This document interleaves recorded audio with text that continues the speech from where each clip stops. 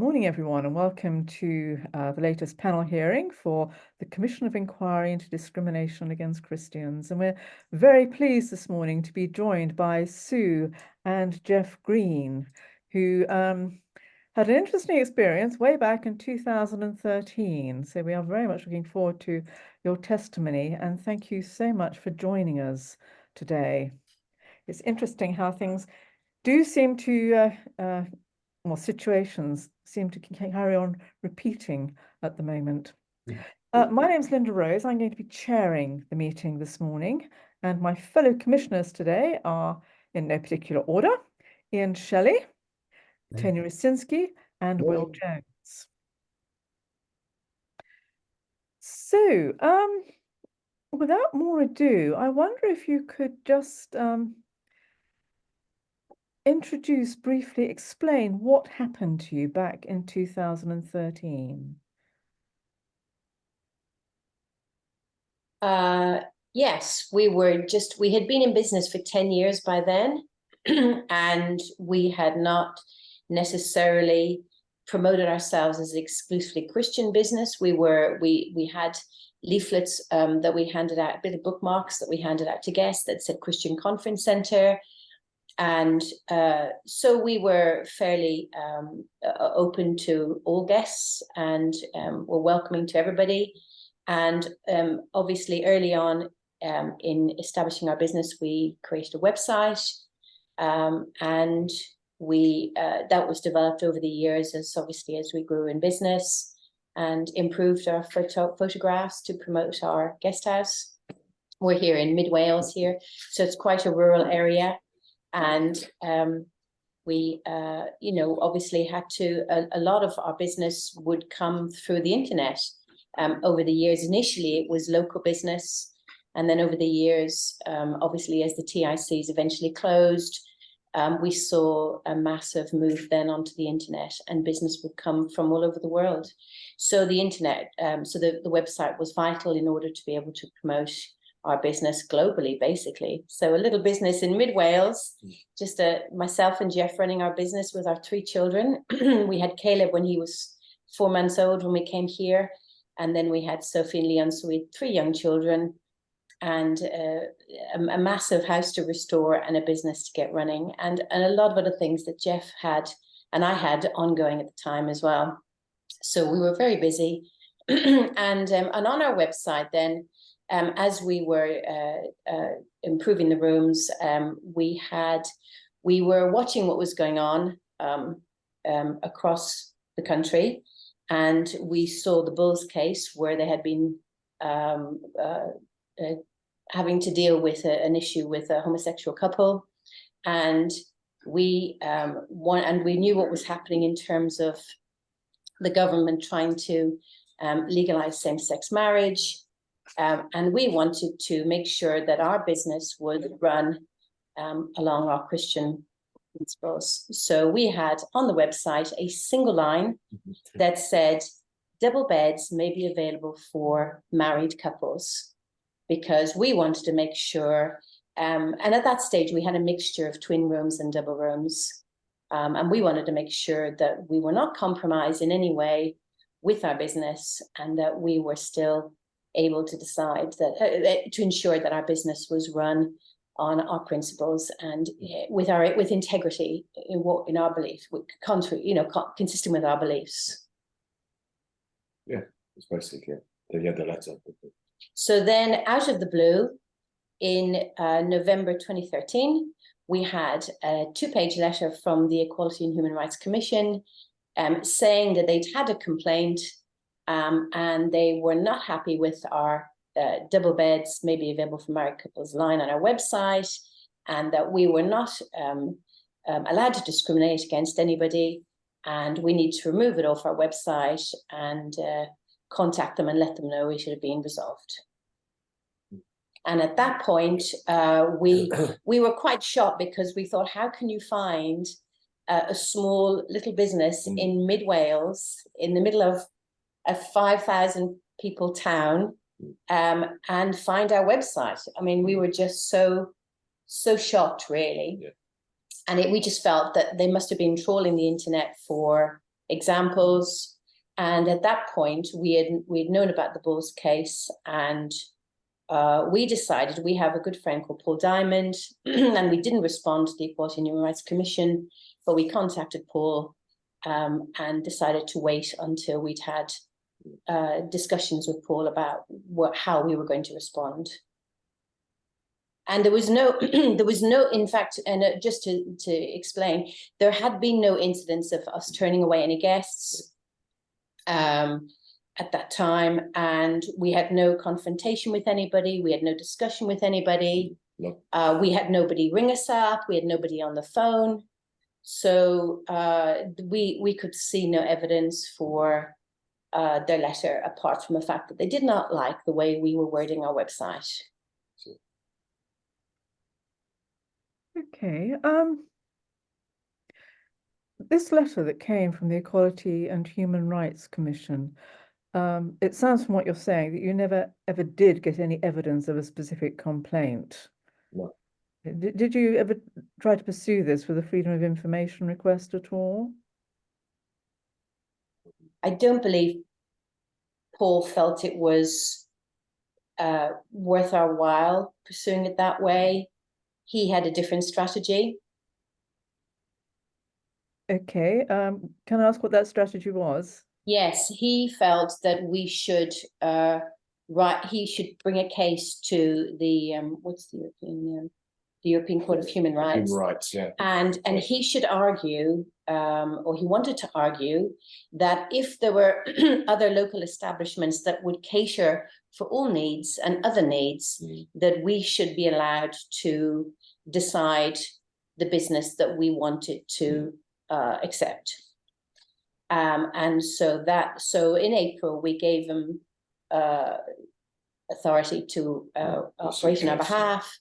And he went through his usual procedures and submitted a request to the European Court of Human Rights on that basis.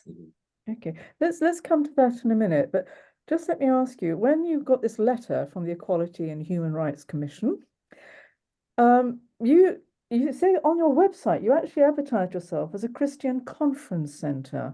Was there any acknowledgement that as a Christian organisation you were also within the protected characteristics and should have protections extended by the Equality and Human Rights Commission?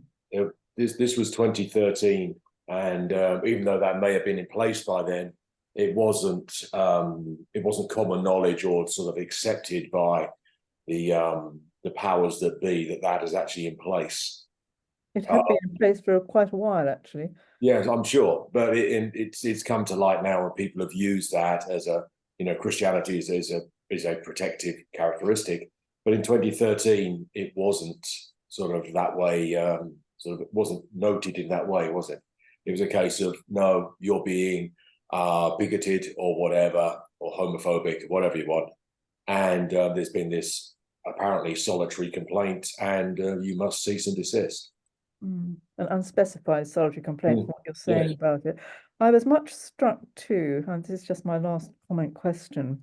You mentioned the Bulls, and of course the ruling in their case, they were challenged, as you mentioned, by a homosexual couple who said that they were being discriminatory because they weren't allowed to have a double room in the Bulls guest house.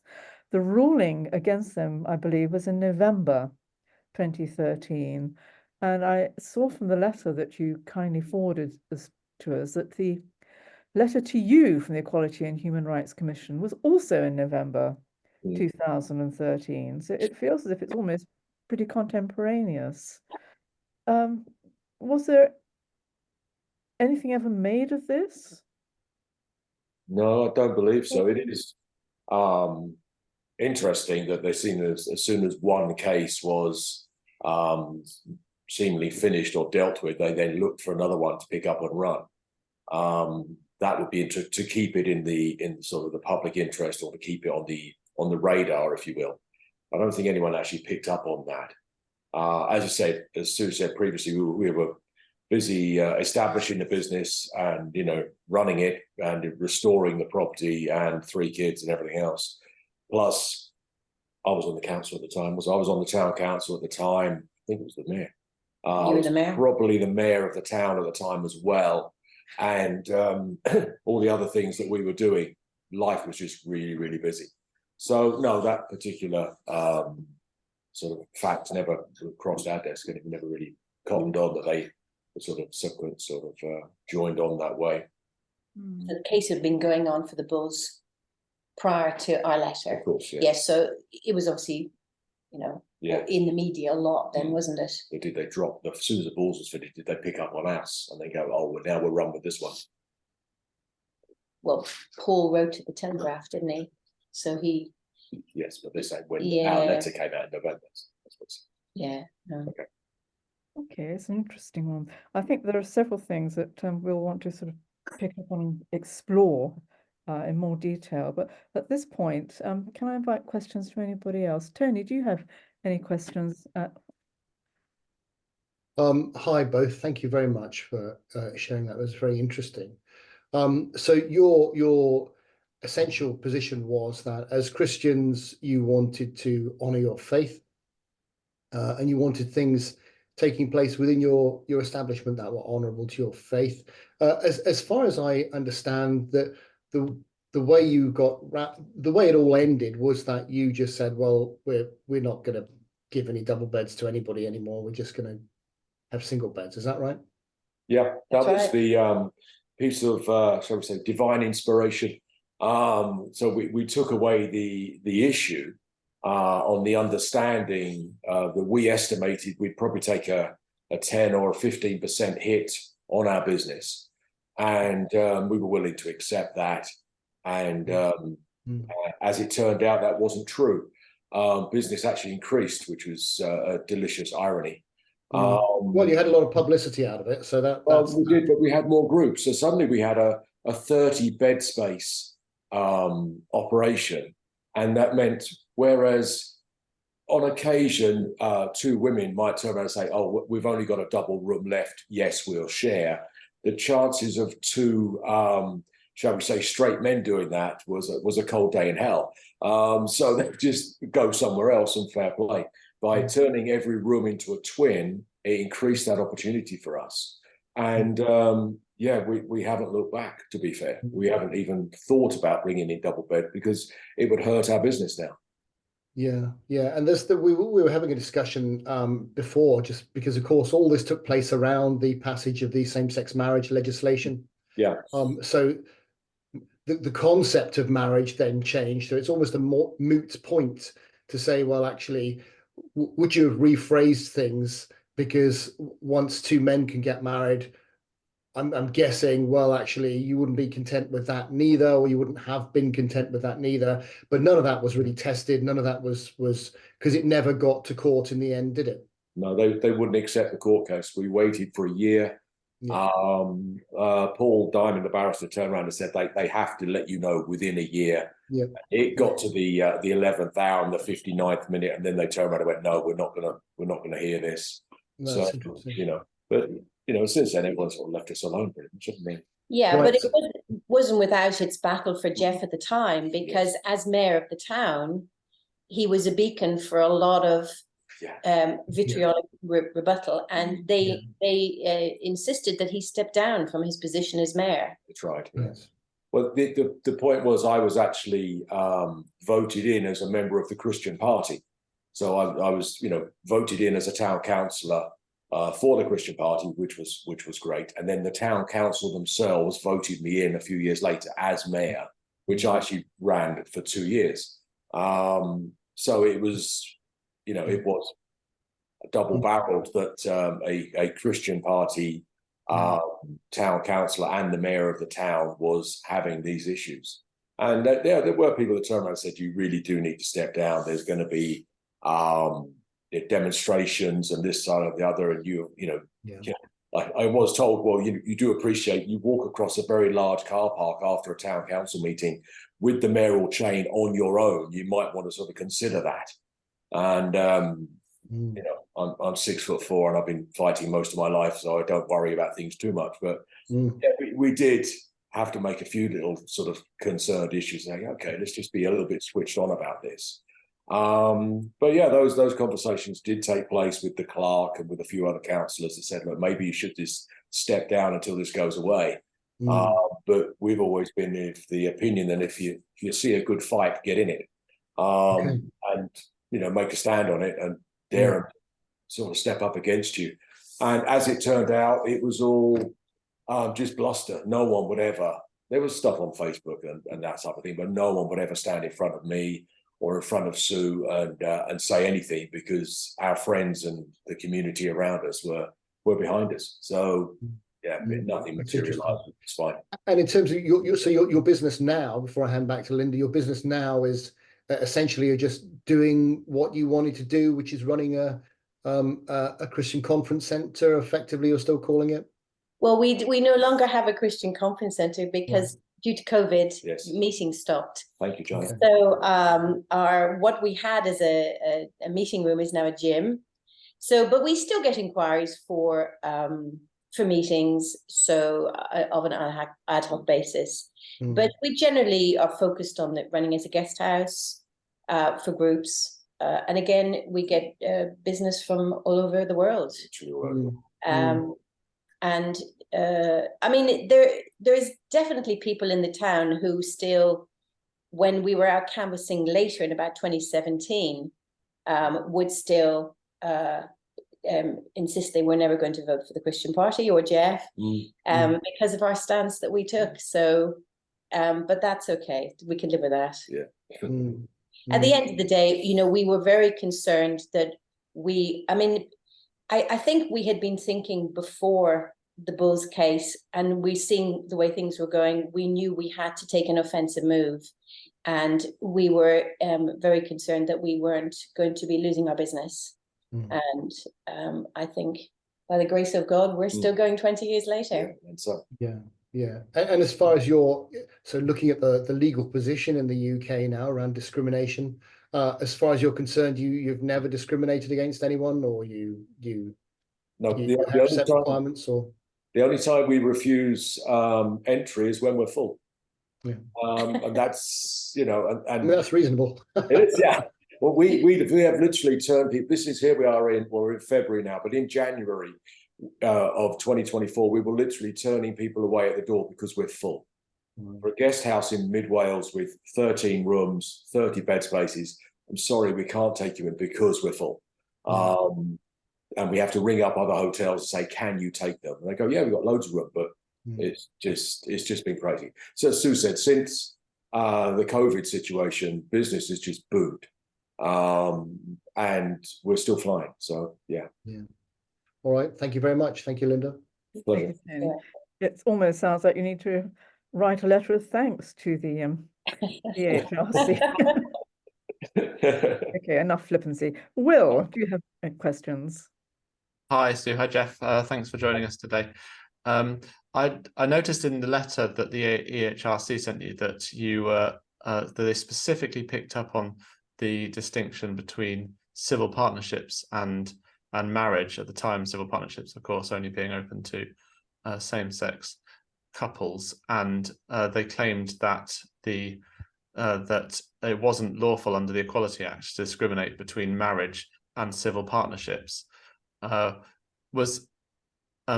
think you said, did you say you didn't respond to that letter? Is that right? You didn't. There was no response to that letter.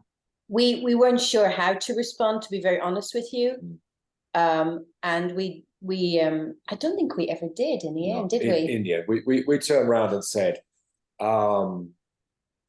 if you're dealing with a legal entity, the first thing to do is bring a dog to the fight. And I wanted them to deal with someone that knew the way they operated, knew their vocabulary, and didn't drop themselves in it. So we went straight to Paul, who is a barrister, and he said, okay, fine, let me deal with it. And that's what we did. That's what we did. It was the most sensible way of dealing with it. It didn't put us in any compromising positions or have to apologize for anything. And we said, okay, it's gonna happen. So if we're going to be in a fight, we'll just bring a decent sized dog with us to fight for us. And that's what we did. And then, of course, as soon as we changed our business model, the website had to change also because it was null and void. And we knew it. We knew. Well, we suspected that unfortunately Cameron was going to push through same-sex marriage, which would mean that we couldn't have said that anyway. So we were forced to change. If not then, very soon after. Yeah. Yeah, thank you. I think it's interesting that they highlighted in particular the distinction between civil partnership and marriage. I think that's because presumably you wouldn't have been happy with, or presumably you wouldn't have been happy with to collapse that distinction and to say civil partnered or married. I don't know if that's ever been that distinction and that claim about the Equality Act has ever been tested properly in law, but it was just it was interesting to me that they highlighted that in particular, and not, for example, that you were preventing unmarried heterosexual couples as well, for example, from sharing a room, or indeed unmarried same-sex couples. But so I gather that if that was the only communication you had with the HRC, so it's not, there wasn't additional there weren't additional communication where these things were explored further. No, not at all. but I guess it just exposes where they were at the time, where their concerns, their agenda. Their agenda is what it is. Yeah. Thank you. No worries. Thank you, Will. Ian. You're muted at the moment, Ian. Sorry, I'm back with you. Yes, hello, Jeff and Sue. Over the years, among your many guests, especially among large groups, there must have been people who might have been homosexual or had other minority sexual orientations. I mean, have you turned people away? Have you had confrontations? Maybe have the guests raised issues here about discrimination? Not that I can remember. And if we do, because of the situation we have now, we don't question people. We don't, you know, we can live with guests from all walks of life. Yeah. And it's not our job to police that situation. Yeah.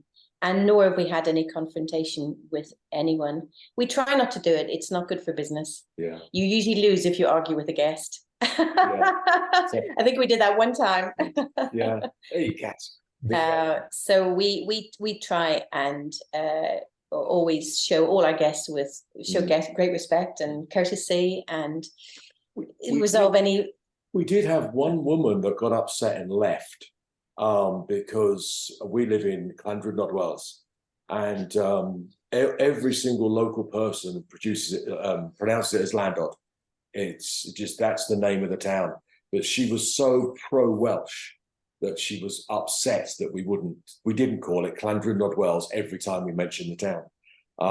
She's the only upset guest that I can think of over the last 20 years that actually left. But that was a Welsh issue. And she was a bit strange anyway. But so that was the only person I can think that actually got upset and left. Yeah. I was searching on the web amongst guest houses and how they might be discriminated. I found a website and on an online agency listing hostels, which described it. It offers a collection of gay and gay-friendly hotels, gay-only, gay-owned boutique hostels. Yes. Are you aware of that sort of discrimination or segmentation in the market coming under attack? Because that would seem to be perhaps parallel to what you were doing, offering hotels gay-friendly and including gay-only hostels. There are men-only hostels.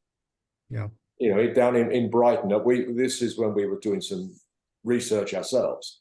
And yeah, there are a number of these hostels that are exclusively men-only, and women are not allowed over the threshold of the door.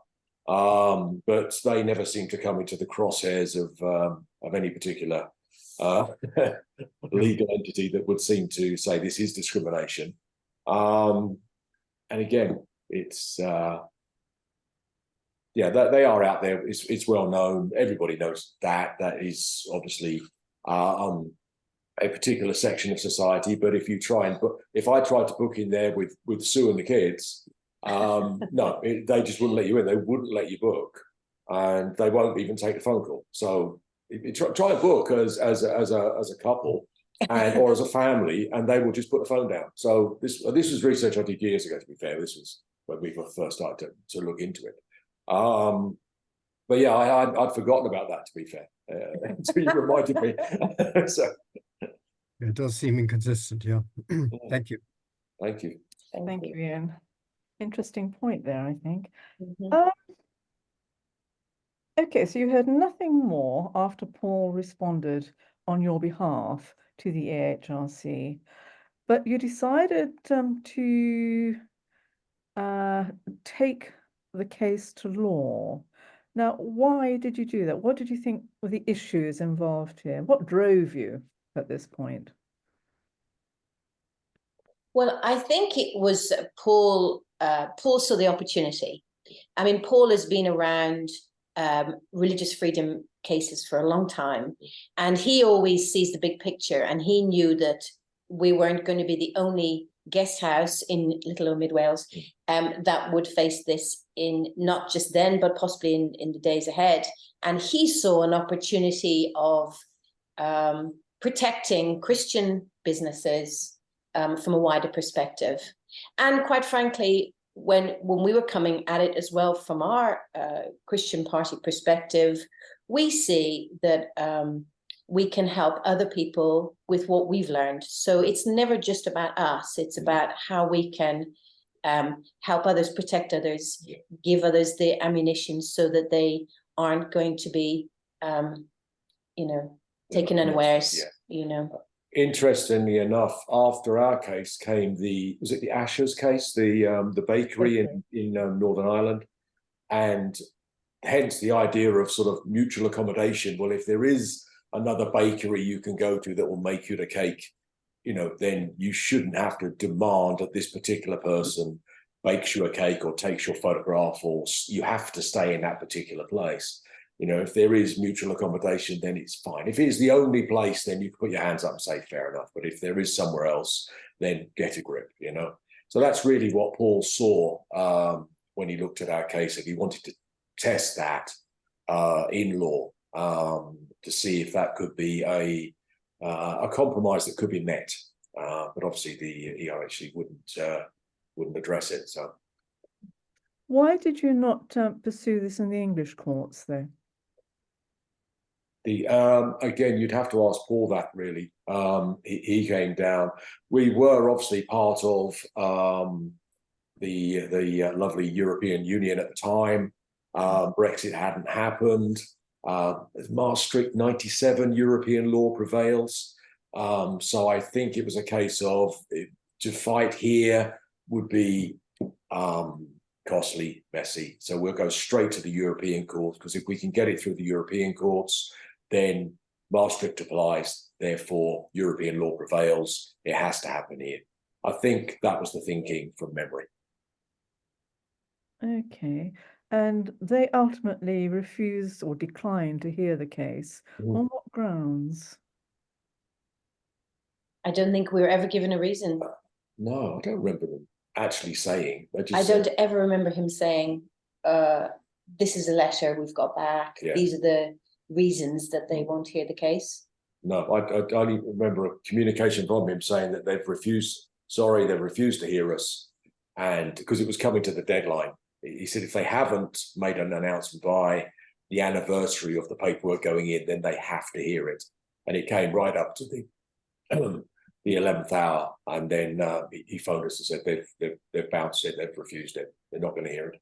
So he said, you'll probably be fine now because people realize you're willing to stand up and you're not going to back down. He said, you'll be fine. And that's been true.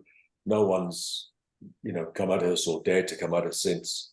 And so we've just carried on and do what we do, which is cool. And I just forget to mention that the Christian Concern were helpful at the time because Paul was working with them still. At that time, So yes, yeah. Libby, I don't know if I sent those notes, but Libby was, I can't remember what her part was, but she was very good at, perhaps she was gathering information for Paul.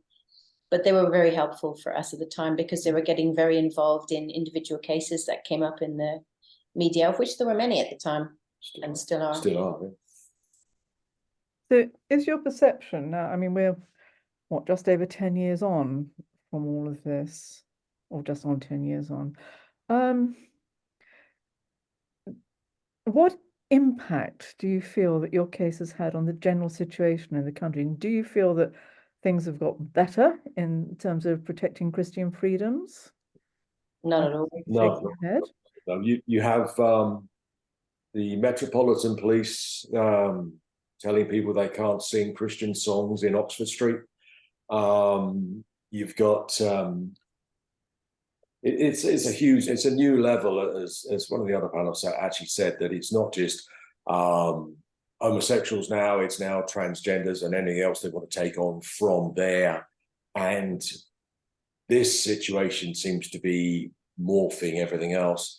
It's quite interesting from an outside perspective to look at the infighting between that particular group of people arguing and discussing, what is a woman, and define what a woman is. And this level, this is where the society has got. So it's got significantly worse because you have schools now denying basic biology.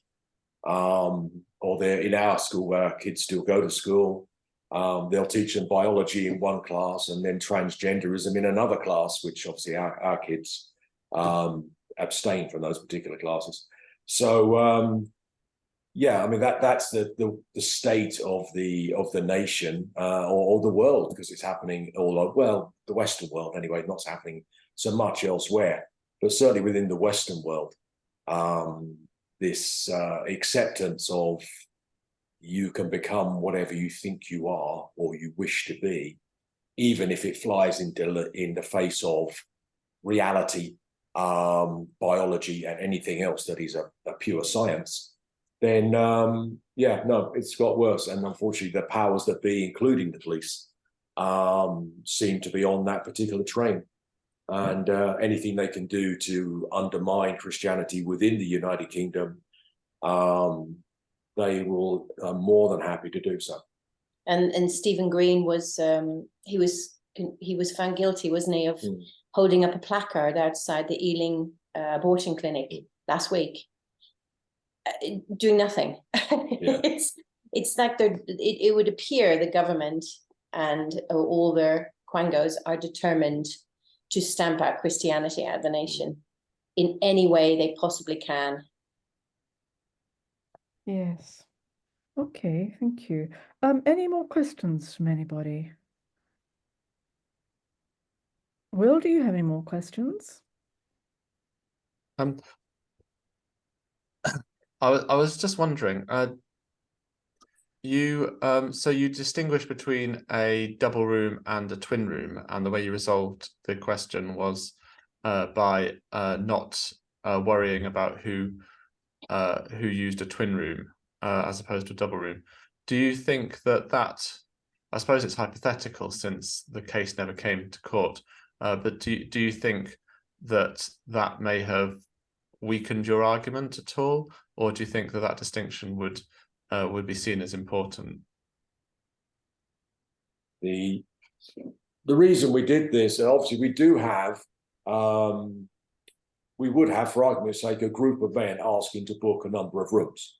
We have a number of rally groups or golfing groups and everything else.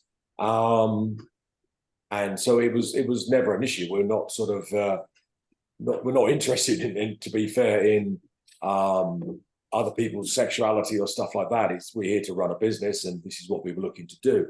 The issue came where we had to explain to our own children that we were obviously bringing up as Christian in a Christian household, that if it was a double room, they were for people that were married. that was the line we took. Married people have double beds, and friends or whatever can share single beds. That's just the room with single beds in. That's the line we drew. So did we have a couple of gay golfers that were not in a relationship sharing rooms over the last 20 years? Probably. Don't know. Don't really care. That wasn't the point. The point was we had to draw a line and say, this is our faith. This is our religion, if you will, prefer faith. This is the guidance that we've been given from the scriptures, and this is what we live our life by. And it's been shown through our own lives and through our own kids that when we follow those things, we get blessed. There's no doubt about it. It's just, things are falling apart around us, and yet we continue to be blessed. It's just absolutely amazing. Our kids see it, we see it, and other people around the town see it as well. So yeah, I mean, that's what we did. Our kids saw it, and we don't like to be hypocritical about things. So if something is so, then it's so, and that's what we do. And it's interesting that since we removed the double beds, and now we only, as I said previously, we only have single beds, we're not in anyone's crosshairs. No one cares anymore. So it's not our Christian stance, if you will. It was just a case of that's what they were using to come against us, because that's what they thought they could get us on, really, wasn't it? So yeah, I say that once they redefine marriage, so marriage could be between anybody, and sooner or later it'll be between almost anything. Then you have to say, well, okay, where do we go? How do we figure out a way around this without compromise? So we came up with the single bed scenario, accepting that it would hurt our business. And so amazingly found out that actually didn't, but we were willing to accept that because it was a tenet that we're of our faith that we live by. And we probably do lose business, but we don't know about that. But we're still full, so it doesn't matter, does it? So at the end of the day, we have had people ring up for double beds, which we have to explain. We only have twins, and they will go elsewhere if that's not what they want. So that's okay. Yeah. There's business for other people. Yeah. But our own business itself has expanded. But that's the amazing thing. So as Sue said, we probably will. We have lost whatever. Well, you don't know how people. much online that people will. No. Yeah, because obviously our pictures are out there for people to see. Yeah. But say the numbers don't lie, and the business has only increased since that point. So yeah, happy days. Thank you. It sounds like it's been a very costly exercise, even though you say you've been blessed and the business increased. But just thinking about, redoing a website, buying all the new beds, the bedding that you need, it sounds like that's a fairly costly enterprise that was forced on you almost. Yeah.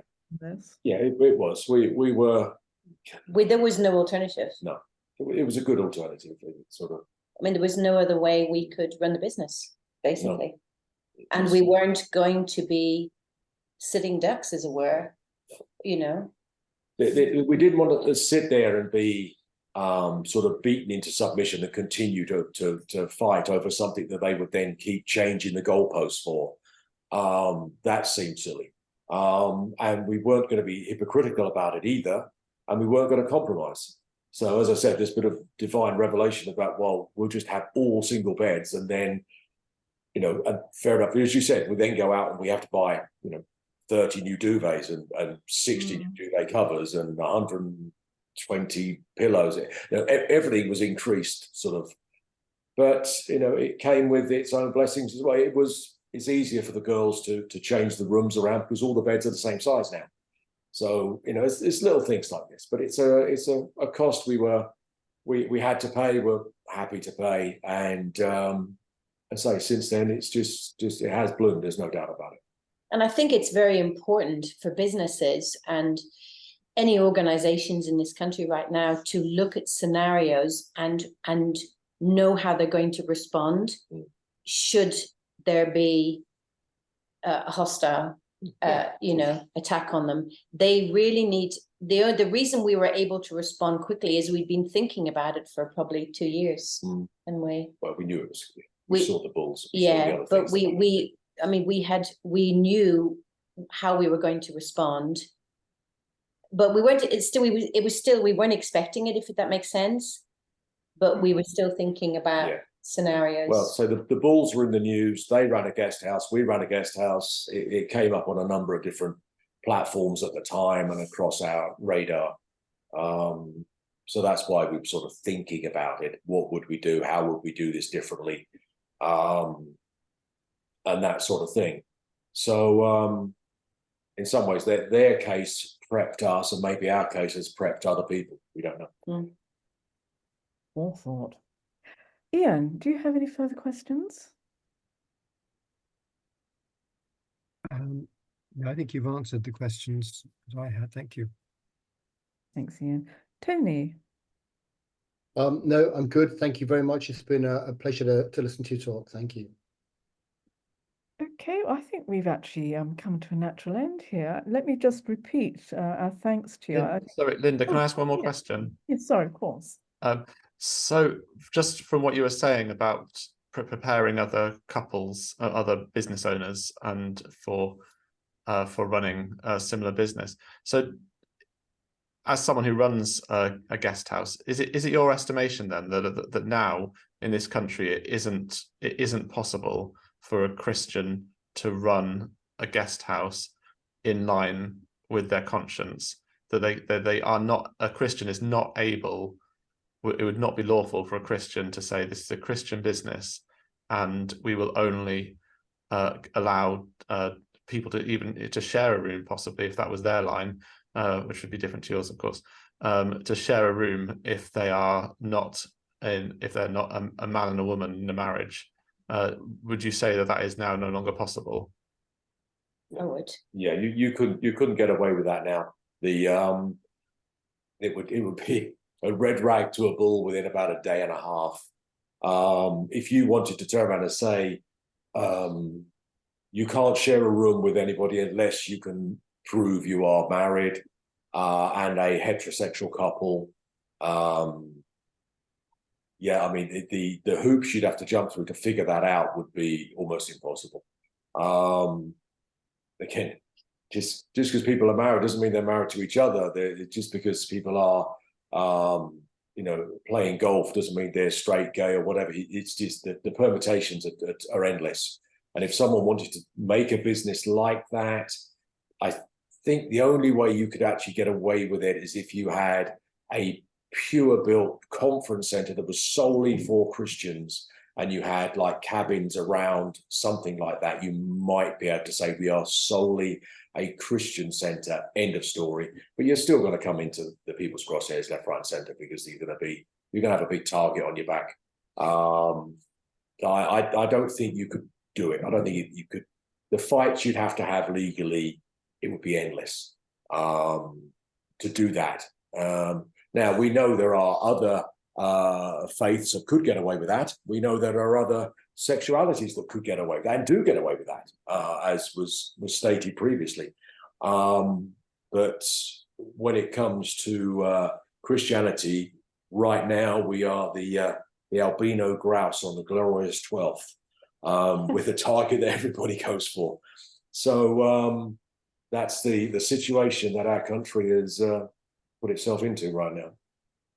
And the other difficulty is, of course, so many bookings come online. 60 to 70% are online bookings, so you don't even know who's turning up at your door most of the time. Are you going to have an argument with every person that turns up? Or check. Yeah. So it's nice to be able to get your mind freed of that nonsense and stay focused on the positive aspects of running a business for however long we do it. Yeah. And be in a situation where we can impact people's lives as they come through. And that's what we do. I mean, the number of guests that we've had, been able to help with small things, or, let alone on the Christian side, but just to help with their lives, to impact their lives in a positive way is amazing. Well, we work with the local authorities, so we take housing cases on a regular basis as well. Yeah, So we see a whole different side of yeah, it's that. society Yeah. too. And we have large families that will take over the whole house. You know, there'll be 25, 30 of them, and they take over the whole house, and they're just, you know, on holiday together. And yeah, it's amazing the different people that come into your life in, you know, when you're in mid Wales and you think you're in the middle of nowhere. But you still have impact all over the world, which is incredible. That's the cat. Yeah. Yes. Let the cat out. Oh. Yes. Thank you. Well, assuming there are no more questions, I think we can come to the end of this. But thank you again for giving the story of what happened to you. And it sounds like you had an amazing confrontation there, that you were very strong in that. We will be producing a report at the end of the inquiry, which we envisage is going to go on for about 2 years. And that report is going to be submitted to Parliament, because we wish there to be a proper recognition of the state of discrimination in this country. So your testimony will be a part of that. So thank you for that.